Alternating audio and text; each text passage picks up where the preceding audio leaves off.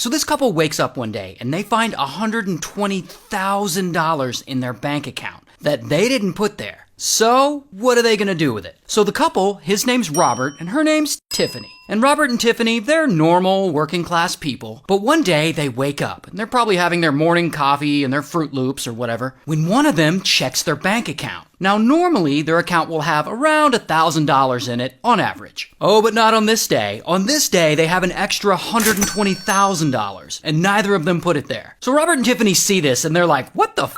And I'm sure they're like refreshing the app to see if this is an error, but this six-figure number doesn't go away. So Robert and Tiffany look at each other and they're like, what do? Do we call the bank? Do we call the police? I mean, whose fault is this? I mean, they didn't steal the money, it just appeared there. Now, they could go report this, I guess, but that's not what Robert and Tiffany do. Instead, they decide they're gonna spend it. So Robert and Tiffany, they get started right away. Start off kind of small. They're paying off some bills they owe money on, trying to relieve some of that debt that's been building up, and the transactions work. Like there's no issues, there's no errors, the money spends just like any other money would spend. So now their bills are paid, and that's great and all, but they still have a ton of money left. And that can only mean one thing. It's time to go shopping. Rich people shit.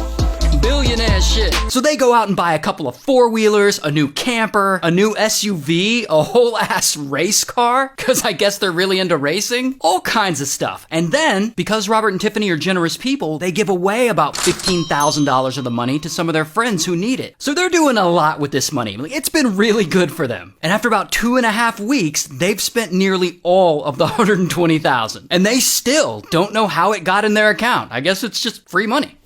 Until one day, someone working at an investment firm, they reach out to the bank like, hey, a couple weeks ago, we deposited $120,000 into our account and it's not showing up here. Any idea where that money could be? And so the bank is like, all right, we'll look into it. And they start investigating and tracing where all this money went. And sure enough, they find that a bank teller had made an error and mistakenly routed the money to Robert and Tiffany's bank account. So they look into that account and they see that of the $120,000, Robert and Tiffany had already spent $107,000 of it. So the bank immediately does what banks do. They correct the error by taking back the $120,000 from Robert and Tiffany's account and they credit it to the investment firm, which leaves Robert and Tiffany's account overdrawn by $107,416. The bank then calls up Tiffany and they let her know her account's overdrawn and that she and Robert need to pay back the $107,000. And to her credit, Tiffany admits that she and her husband had spent all that money. And she says she needs to go and speak to her husband to figure out some kind of repayment plan. But then Tiffany just completely ghosts the bank. They call her back, but she doesn't answer. She doesn't return any of their calls. She's basically like,